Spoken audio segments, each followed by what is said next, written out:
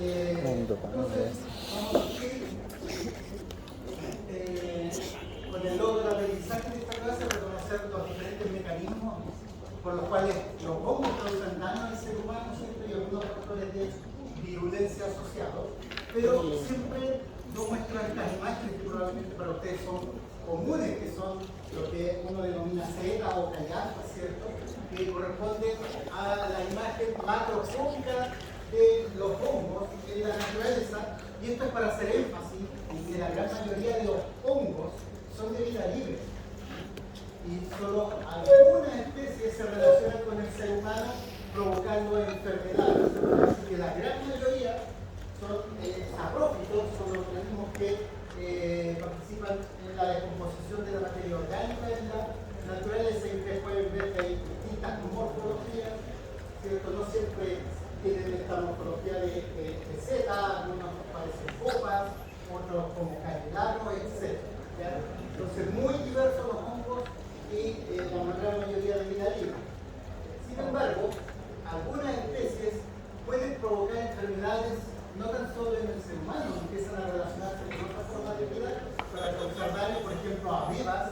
Este es el hongo que va a digerir esta pobre ameba en vivo. Hongos que son capaces de, entre comillas, cazar. Este es el cuerpo de un hongo filamentoso, y ustedes pueden ver cómo atrapó un pequeño macro, un gusanito, y lo mismo lo va a degradar, ¿cierto?, para poder alimentarse de él. Otros hongos afectan vegetales, que son cosechas de interés humano, como la uva, el trigo, ¿cierto? Y dos especies de hongos, entonces, fitopatógenos. Y aquí el fruto ya no sirve para nada, mientras que otros hongos son capaces de colonizar insectos, ¿cierto? Y probablemente lo han escuchado, como las hormigas zombie.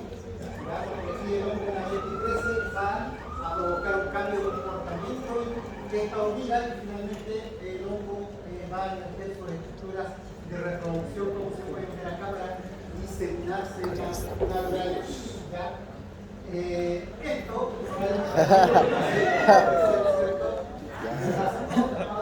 eso no existe.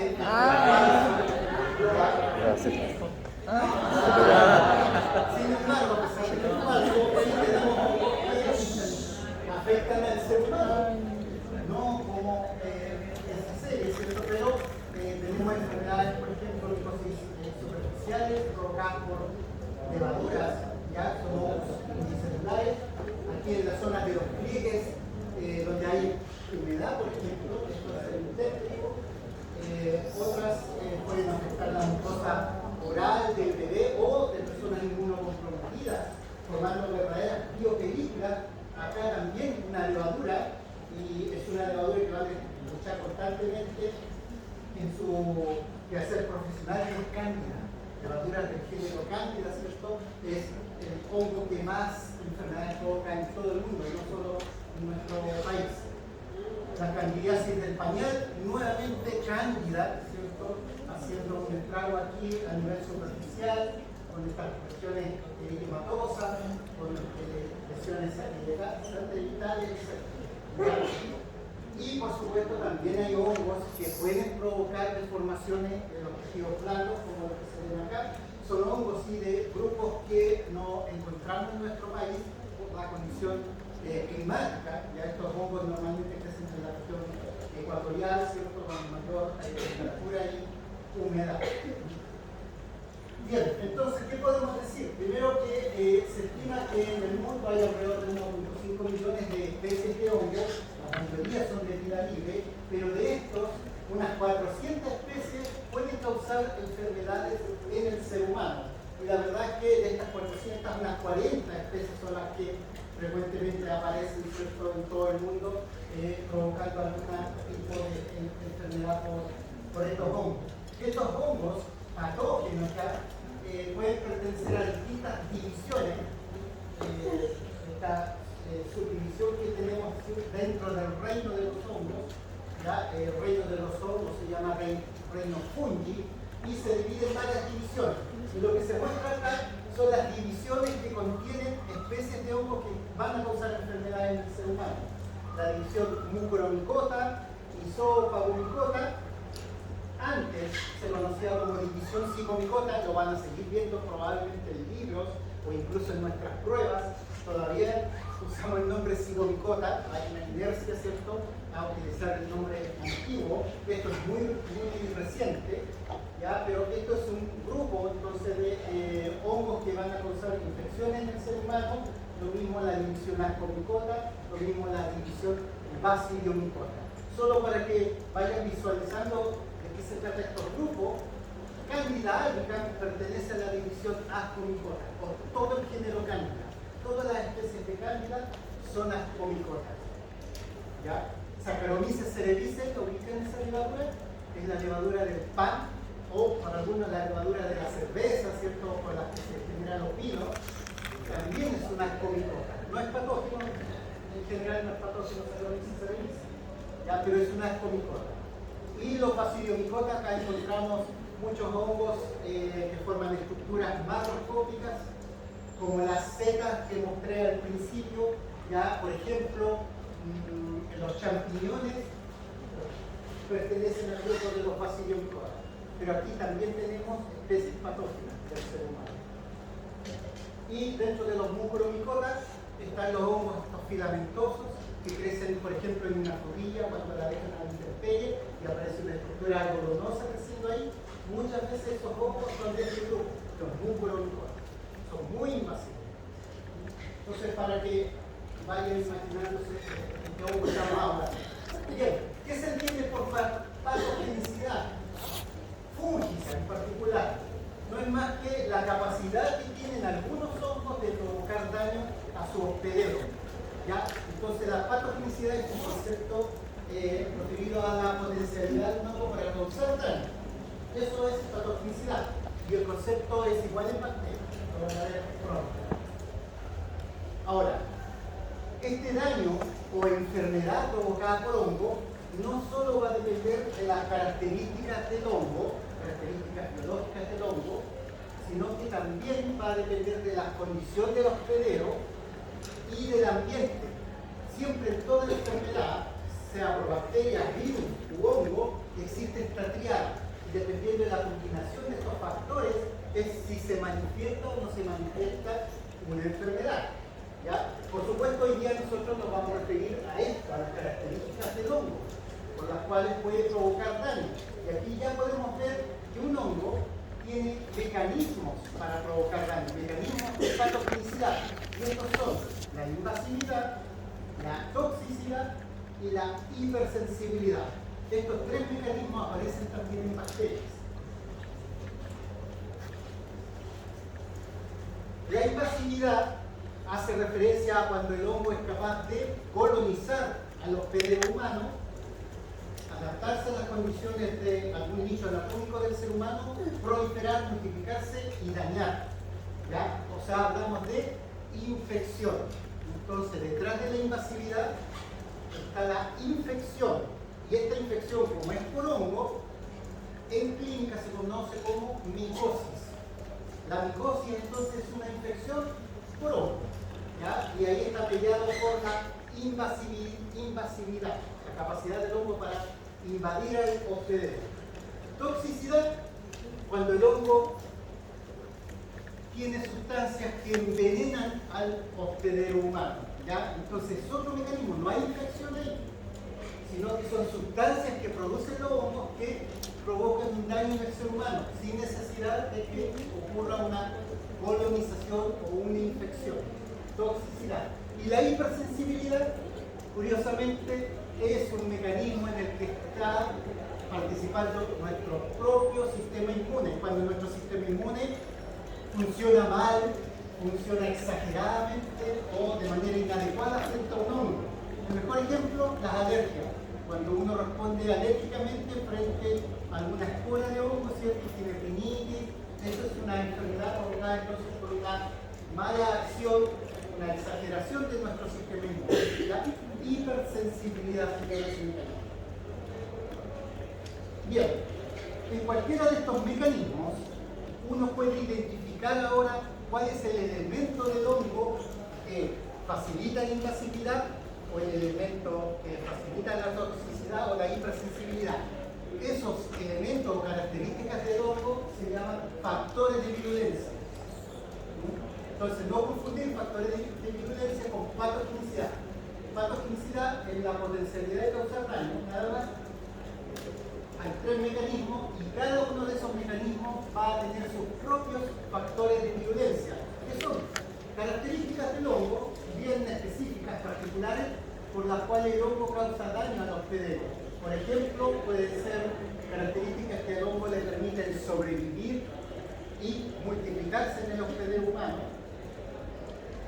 características que le permitan penetrar la mucosa o la piel e invadir al ser humano, o características que le permitan evadir la respuesta inmune.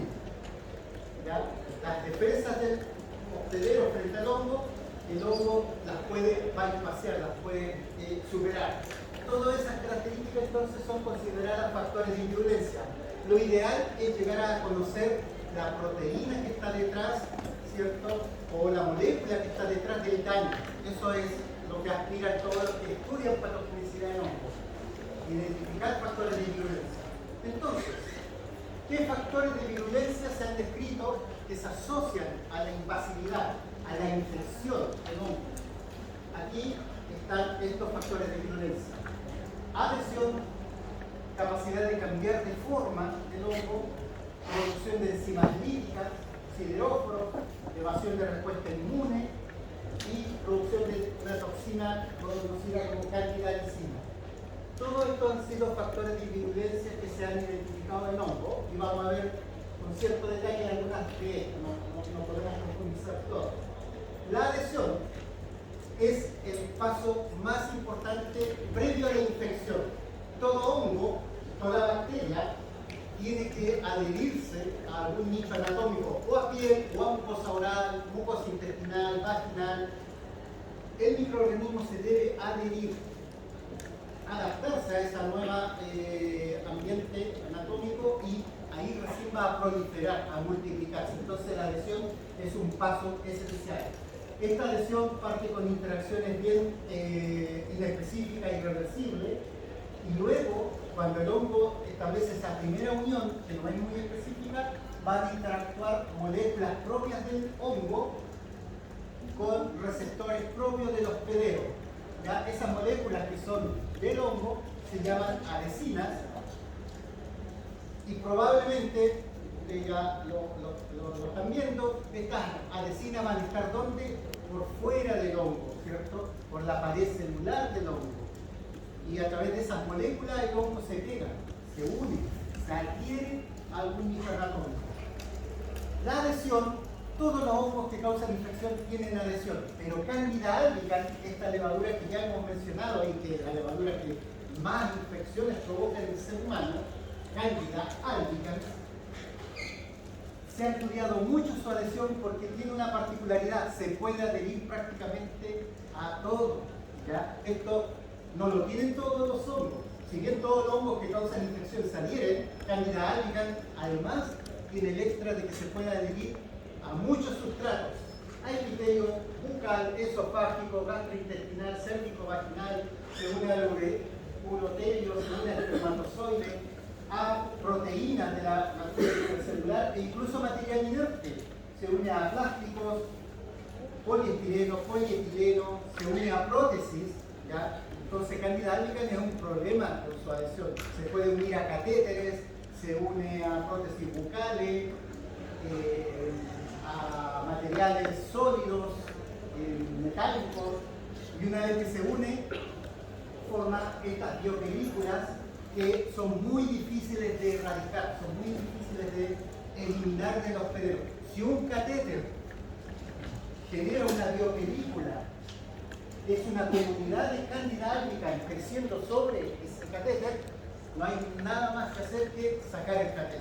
No se puede lavar, ni tratar con antifúngico, nada. Se tiene que eliminar y colocar un catéter nuevo, ¿ya? Porque va a representar un foco de infección. Desde el catéter se va a eliminar hongos que van a ir a todo el cuerpo de esta persona, del paciente. Entonces, es un gran problema la biopelícula y es un factor de virulencia, esa capacidad de formar biopelícula. Entonces, muy ligado esto a la adhesión. Aquí está una microfotografía de la pared celular de una Candida albicans, que ustedes pueden ver que hacia la parte más externa de la pared celular de Candida albicans se ve este aspecto fibrilar.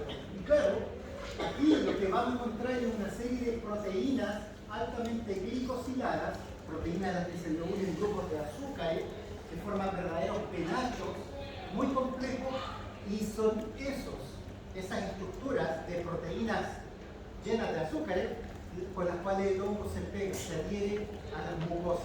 ¿Ya? Entonces, en esta zona radica esta capacidad de adherirse de un hongo. Y Candida albicans, ¿por qué se adhiere a muchos sustratos? Porque tiene múltiples adhesinas, tiene muchas adhesinas. Hay otros hongos que tendrán una adhesina, que se puede unir a un sustrato específico, nada más, pero Candida albicans se puede unir a muchos sustratos, ¿cierto? Gracias a que tiene múltiples adhesinas. ¿Por qué sabemos que estas adhesinas, que son componentes de la pared celular, es un factor de virulencia? Bien, vean este experimento de patogenicidad. Es un experimento de patogenicidad en el que se inocula el ratoncito con el hongo Candida albicans, ¿ya? Para ver cómo provoca daño.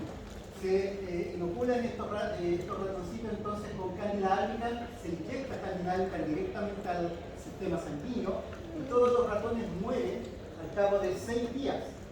Eso es con una Candida albicans normal, silvestre. Si tú a esta Candida albicans mutas una de sus adhesinas, esta adhesina se llama, por ejemplo, HWP, es una proteína de la pared celular que funciona como adhesina.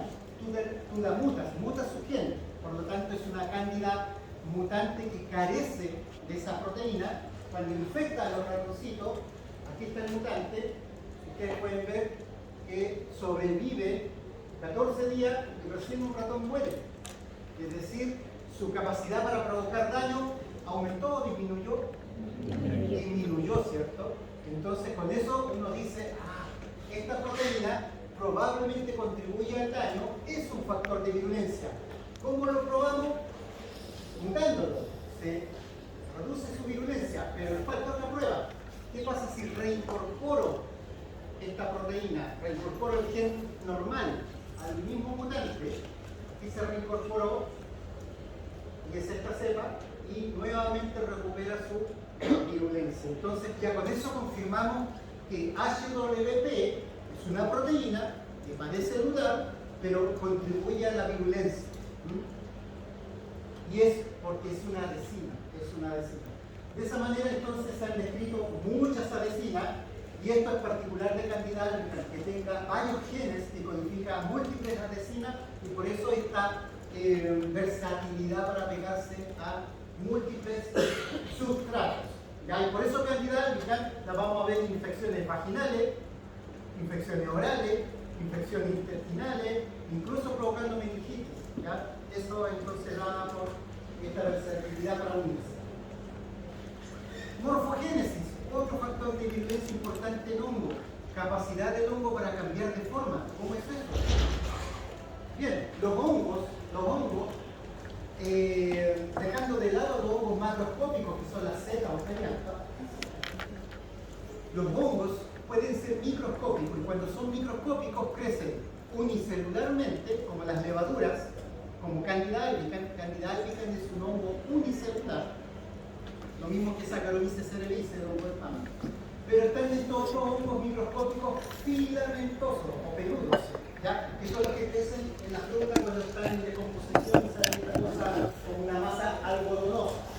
Bien, Candida albicans, otra vez Candida albicans, si bien es una levadura, cuando empieza a provocar daño, hay oportunidades que cambia su forma y comienza a crecer como un hongo filamentoso.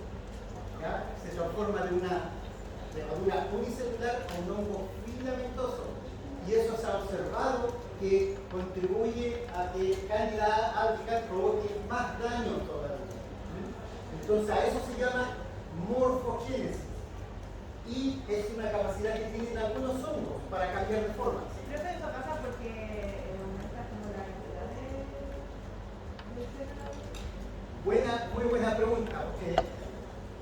¿Cuándo Candida albicans cambia de morfología? Eso todavía está en estudio, ¿ya?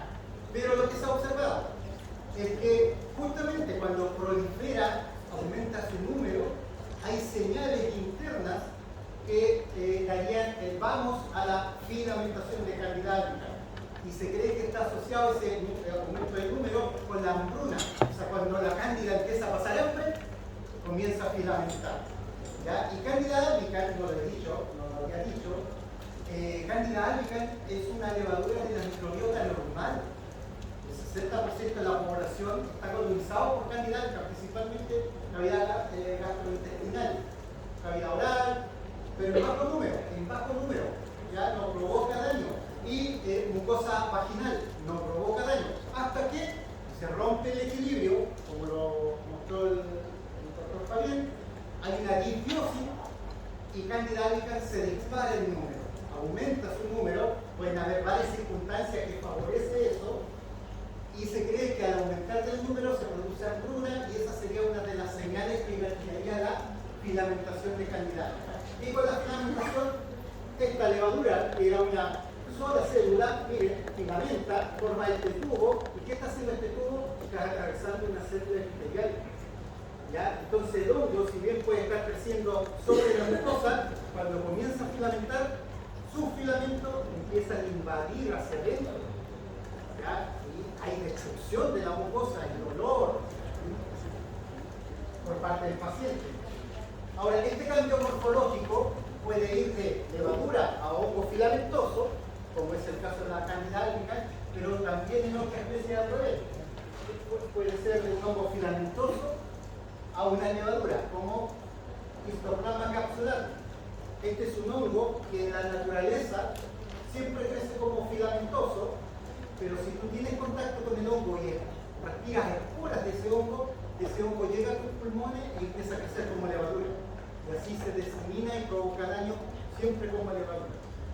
Cambia su morfología. ¿Ya? Ahí tienen fotos reales de Candida albicans. Así es normalmente cuando está como amigi, ¿ya? Como una levadura llevando para que se atrofice. Pero empieza a aumentar su número, se dan estas señales que yo he mencionado, ¿cierto? Y comienza la filamentación formando estas estructuras que se denominan pseudohifas o hifas. ¿Ya? Acá lo importante es que ambas hifas o pseudohifas son estructuras filamentosas y como filamentos penetran, invaden tejido. Esta filamentación en Candida albicans se ha estudiado mucho cómo se regula y aquí hay muchas señales externas, ¿cierto?, que pueden en nuestro laboratorio calcular la filamentación de Candida albicans. La temperatura, disminución de nutrientes, como habíamos mencionado, ¿ya? Pero curiosamente todas estas señales que uno puede aplicar en el laboratorio están presentes en el hospedero humano, la mayoría de estas. Sin embargo, Candida, la mayor parte del tiempo, está unicelular, está en equilibrio. Entonces, por eso no es tan fácil explicar por qué se rompe ese equilibrio y comienza a provocar daño. Lo que sí conocemos es que una vez que se recibe el estímulo ambiental, hay sensores que van a captar este estímulo, van a transmitir una vía de transducción de señales, esto lo hemos visto en cursos de biología celular, una vía de transducción de señales con una vía masculasa, van a transmitir la señal hasta el núcleo y ahí se activan genes que tienen que ver con la filamentación. Ahí los genes se empiezan a expresar y producen la filamentación de Candida albicans, ¿ya? Entonces es un fenómeno muy complejo y está muy bien regulado. ¿Qué son estos? Para que se lo aprendan. Son todas las vías de transducción que se han mostrado relacionadas con el control de la filamentación de Candida albicans. Entonces, Candida albicans filamenta respondiendo a la deficiencia de nitrógeno, estrés oxidativo, osmótico, hambruna, presencia de suero, etcétera, etcétera. Si fijan, hay muchas señales muchas vías que finalmente le dicen cuándo, en qué momento a Cándida filamentar y dejar su comensalismo, dejar que se comporte como un microbiota normal. ¿Y por qué tanto control? Porque cuando Cándida produce infecciones y puede llegar hasta el torrente sanguíneo, ahí hablamos ya de una candidiasis diseminada, la peor de todas, pasó a sangre, ¿cierto? Pero ¿dónde hemos dicho que vive Cándida? En mucosa. Imagínense esta mucosa intestinal. Ahí está Cándida, cuando está controlada su número es bajo, está como unicelular, pero se rompe el equilibrio, ¿ya? Y Cándida comienza a sobrecrecer, va a darse las señales de filamentación. Estos filamentos empiezan a invadir profundamente a la mucosa intestinal y eventualmente va a llegar hasta los vasos sanguíneos y los va a penetrar y va a entrar a torrente sanguíneo. Y en torrente sanguíneo se da algo que no sabíamos. En torrente sanguíneo Cándida inhibe su filamentación y se vuelve levadura y se disemina como una levadura por todo el cuerpo. Y cuando estos vasos sanguíneos irrigan tejidos profundos, hígado, riñón, Cándida escapa del vaso sanguíneo al parenquima de ese tejido y comienza a filamentar de nuevo.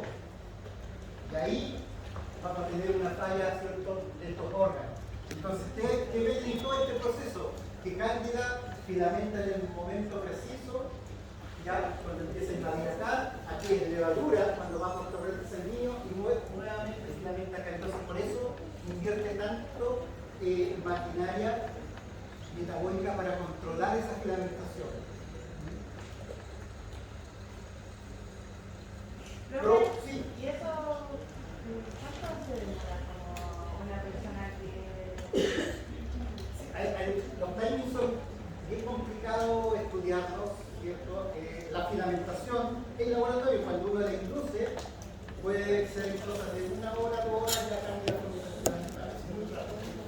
En el ser humano, el proceso no sabemos, porque no mide ahí in situ cómo filamenta, pero es muy probable que no sea más lento que nuestro laboratorio. Que pueda llegar a todo.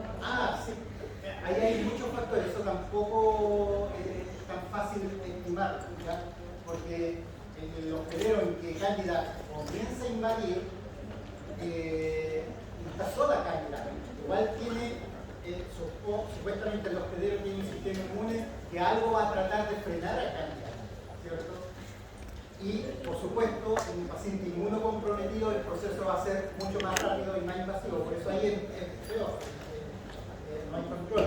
¿Sí? Profe, y si hay muchos señales que inducen la filamentación que nosotros tenemos como naturalmente, Sí. ¿qué va a distinguir de eso de que nos haga daño o no nos haga daño la filamentación? Sí, esa es la gran pregunta, el equilibrio, porque ahora, si bien hay muchas señales, como tú mencionas, en nuestro propio cuerpo que inducen la filamentación, también hay señales que la frenan.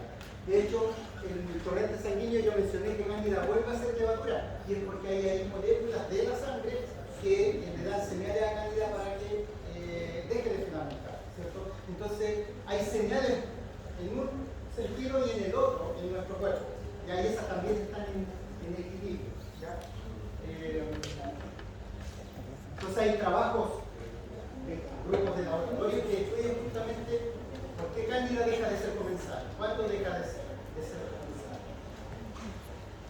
Bien, enzimas líticas. Todos los hongos producen enzimas para degradar materia orgánica. ¿Por qué? Porque los hongos no tienen boca para comer. Los hongos necesitan alimentarse de materia orgánica sintetizada por otras formas de vida. Pero muchas veces esa materia orgánica son macro moléculas, son complejas, no las puede absorber. Lo que hace un hongo, secreta enzimas líticas, hace una digestión extracelular. Secreta lipasas, proteinasas, azucarasas varias, y con ello estas moléculas complejas las desdobla a moléculas simples y las absorbe. Así se alimenta un hongo, sea en la naturaleza o cuando está colonizando a nosotros y se alimenta de nosotros, ¿ya? Si está como comensal no hay daño, pero si está sobrecreciendo va a haber un daño a través de estas enzimas líticas. Entonces, cada vez que estudien un hongo van a encontrar enzimas líticas, ¿ya? Y lo que puedo destacar acá es que algunos hongos tienen su propio cóctel de enzimas líticas. Por ejemplo, los hongos del grupo de los dermatofitos, eso luego lo van a ver en clínica con micosis, son los hongos que provocan actinias, que crecen en la piel, en las uñas y en el pelo. ¿Qué tienen en común esas estructuras? Piel, pelo y uñas. La queratina, son hongos que se alimentan de queratina. ¿Qué es lo que tienen para alimentarse de queratina?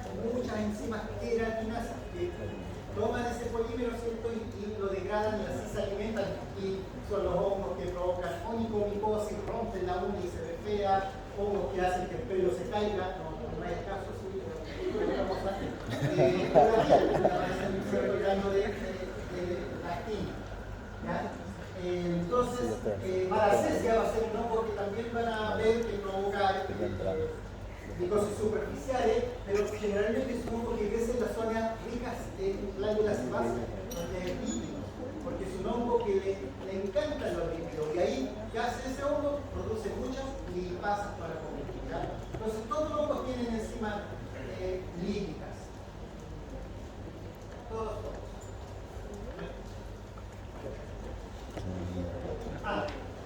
Candida albicans también tienen enzima lítica y se pueden destacar estas proteinasas, o sea, 1 a 10, son 10 proteinasas distintas que secretan Candida albicans, fosfolipasas y lipasas. ¿Ya? Entonces tiene un verdadero cóctel de enzimas por las cuales Candida albicans provoca daño. Y aquí tienen un filamento de Candida, este es el extremo del filamento de Candida, está penetrando la mucosa intestinal del ratoncito, y aquí se hizo una inmunotinción con anticuerpos dirigidos a fosfolipasa P, y esos son los cuerpos que se ven acá de color celeste. ¿Qué está demostrando esta imagen? Que Candida albicans filamenta, crece apicalmente y eso va invadiendo, ¿cierto? Pero además va secretando enzimas líticas que van reblandeciendo el tejido y así penetra más fácil. ¿Han visto un hongo creciendo en fruta? ¿Qué le pasa a la fruta cuando el hongo empieza a crecer? Se resplandece, ¿cierto? Una manzana, una frutilla, un limón, el local es duro, pero donde está creciendo el hongo es blandito. ¿Y por qué? Porque son las enzimas líticas que están degradando todo. Y el fruto empieza a dar jugo. Ahí está el jugo, ¿ya? Está siendo degradado por el hongo. Acá ocurre lo mismo. Entonces ahí ustedes pueden ver cómo estas enzimas en el extremo del ápice se están secretando ahí activamente y destruyendo, resplandeciendo para penetrar. Bien, la candidalizina es una toxina que se menciona ahora como un factor de virulencia nuevo en Candida albicans otra vez. Bien, porque es la primera toxina de naturaleza proteica. Los hongos tienen otras toxinas que no son proteínas, las vamos a ver. Pero en bacterias hay muchas toxinas que son proteínas que provocan daño a las células del ser humano. En el hongo no existía esto hasta que en el 2016 se describe la primera toxina peptídica a la que se le dio el nombre de candidalicina. ¿Y qué hace esta candidalicina? Ahí está la levadura. ¿Qué está haciendo acá? Filamentando. Justamente esta toxina aparece cuando el hongo comienza a filamentar. ¿Ya? Y esta toxina se acumula en esto que se conoce como bolsillo de invasión. Esta es una célula, por ejemplo, la mucosa intestinal. Ya una célula epitelial de la mucosa intestinal. La cándida entonces empezó a filamentar, secreta esta toxina y esta toxina produce poros en la membrana de nuestra célula epitelial y se va a romper la célula epitelial. ¿Ya? Entonces provoca el rompimiento de células epiteliales mecánicamente, por penetrar, y también por enzimas y por toxinas.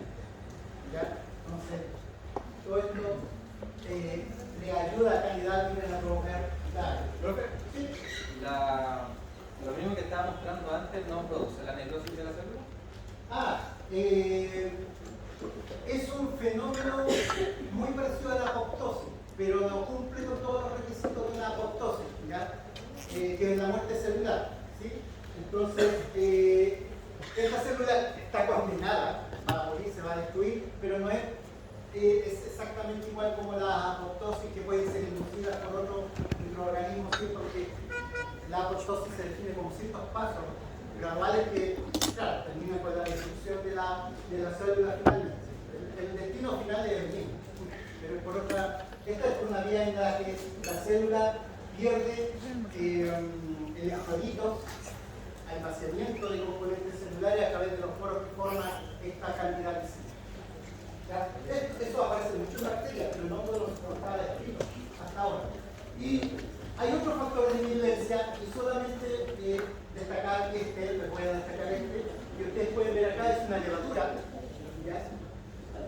Y esta levadura ustedes pueden ver acá, está rodeada de una cápsula. Y es una cápsula de azúcar, es una capa de polisacárido que permite que esta levadura no sea reconocida por los macrófagos, es decir, evaden respuesta inmune, ¿cierto? Así que es un factor de virulencia. La cápsula, y esto se ha descrito en Cryptococcus neoformans, es un hongo, es una levadura del grupo de los Basidiomycota, recuerden que Candida era Ascomycota, este es un hongo más moderno, unicelular en este caso, Basidiomycota, pero que con la cápsula evade la acción de los macrófagos, así que es un factor de virulencia. Si yo elimino la cápsula, los macrófagos se comen el Cryptococcus y controlan la infección. ¿Ya? Eso es un factor de virulencia. ¿Ya? Muy importante. Cryptococcus neoformans es un hongo que tiene afinidad por las meninges y cuando llega a las meninges provoca meningitis. Entonces, un hongo bastante letal. Sí, las meningitis pueden ser bacterianas, pueden ser virales y pueden ser hongos también. ¿Sí? ¿Alguna pregunta? No, que ¿cuál era el que producía la meningitis? Cryptococcus neoformans. ¿Verdad? Bien, ya para terminar, aquí en la tabla hay otros factores de virulencia, ahí se describe. Vamos a hablar de los otros mecanismos de patogenicidad, pero este es muy breve. Recuerden que todo lo anterior eran factores de virulencia del mecanismo de infección, de invasividad, ¿cierto? Pero ahora vamos a hablar de toxicidad.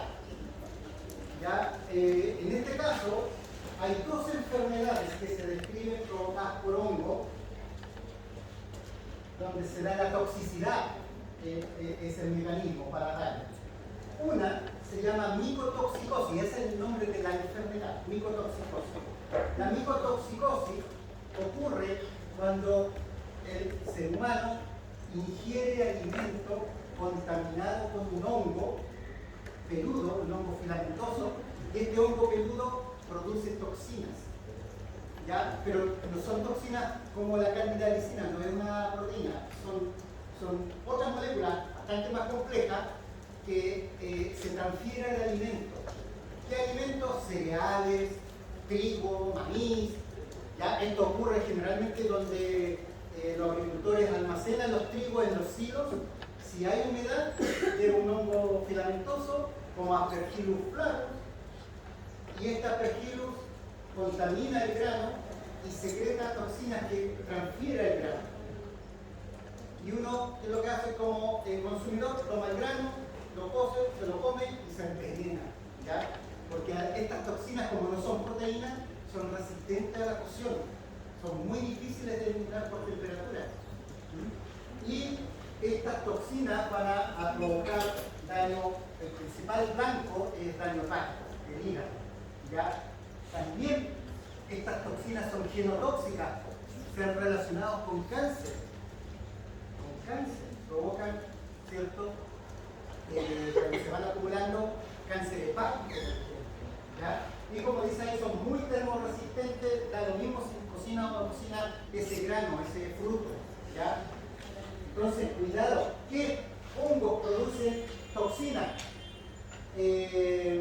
Por ejemplo, un tipo de toxina es la aflotoxina, y esa la produce este hongo, Aspergillus o Penicillium, pero Aspergillus es el que más produce, es el género, pero la especie que hay que tener cuidado es Aspergillus flavus, flavus. Ese es el hongo que es un hongo ambiental y que eventualmente puede contaminar su alimento. Entonces, recomendación, si tienen una fruta, queso, que se lleva un alimento y te sale un hongo peludo, lo ideal es no consumir ese alimento porque pueden tener la mala suerte que sea un Aspergillus flavus.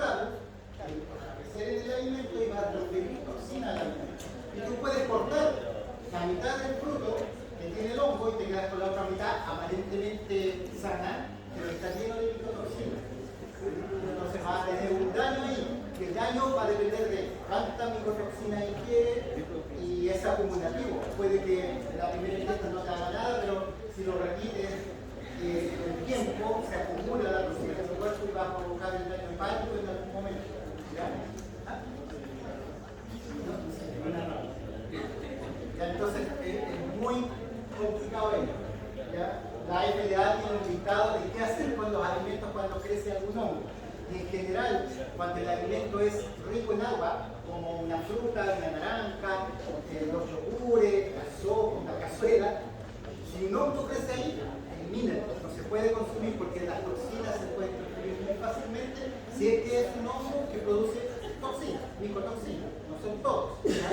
Pero ante la sospecha es mejor eliminar. En cambio, los alimentos secos, como los salames que uno deja cortado ahí, bien seco, o los quesos puros, bien duros, no el camembert que es blandito, el queso duro, si crece un hongo, ahí pueden cortar con unos 2 centímetros y pueden consumir el resto del queso, ¿ya? Porque ahí no penetra bien los hongos en los alimentos secos y nada. ¿Ya? Eso la FDA tiene infectado, lo pueden ver. Entonces aquí hay algunas aflatoxinas que son muy tóxicas para el ser humano. Y esta es la otra enfermedad provocada por el envenenamiento. La otra, ¿cómo se llama? Micotoxicosis. Este es el misetismo. Y el misetismo también es envenenamiento, pero cuando tú ingieres una seta venenosa o una callampa venenosa. ¿Ya? Es diferente, lo anterior era comer alimentos contaminados. Aquí te comes una seta que no tuviste buen ojo, ¿cierto? No distinguiste que era una callampa venenosa y la ingieres. La pones en el sartén, la fríes, haces lo que quieras, pero lo mismo. Las toxinas son también termoresistentes, no pasa nada. Hace no mucho tiempo, un mes más o menos, no sé si escucharon, padre e hijo se envenenaron con ingerirse un hongo del campo, era venenoso, el niño murió, el más joven murió. Es la experiencia, por eso la mayoría de ustedes, incluyo, somos bien citadinos nosotros, ¿cierto? Nosotros creemos que los pollos están en nosotros. Bueno, en el caso de los hongos, imagínense, nosotros no tenemos muchas habilidades para distinguir un hongo venenoso de otro no venenoso. Entonces, si ustedes van al campo, mejor no cosechen nada, no tienen entrenamiento. Incluso pueden ir con una guía de campo, porque hay guías de campo de hongo, y también se pueden confundir porque en algunos casos hay hongos venenosos que tienen una morfología bien característica y es fácil de identificar. Pero hay otras especies, puede ser una especie venenosa o la especie no venenosa, y tú ves las morfologías y son muy parecidas y difieren, no sé, por ejemplo, con un collarete. En el vástago de la callepita hay una especie de cuello. El problema es que cuando aparece el cuello tú dices es venenoso, no lo tomas. Pero cuando llueve, ese cuello a veces se cae. Entonces tú vas y no tiene cuello. Y lo cortas y lo ingieres y era venenoso. Entonces hay que tener mucha experiencia, ¿ya? Ahí puedes confiar en los lugareños, pero bueno, estas personas eran de campo y consumieron un hongo y era muy venenoso, ¿ya? Entonces aquí el daño también va a depender de cuánto hongo venenoso consumes. El niño probablemente comió mucho, también el niño era quinceañero, también tenía mucha menos masa corporal, así que no pudo enfrentar la intoxicación como lo hizo el padre sobrevivió. Y el misetismo, los síntomas que va a tener son como cualquier envenenamiento o no son muy específicos, malestar general, vómitos, cólicos, ya son rápidos y aparecen a las pocas horas después de consumir el hongo. Por eso si tú llegas con estos cuadros, te van a preguntar qué comí. Si es una infección por bacterias, o misetismo. Creo que ellos tienen como algún tipo de antibióticos. No, son solamente medidas paliativas para detener el daño que puede terminar con la muerte del paciente, pero no hay.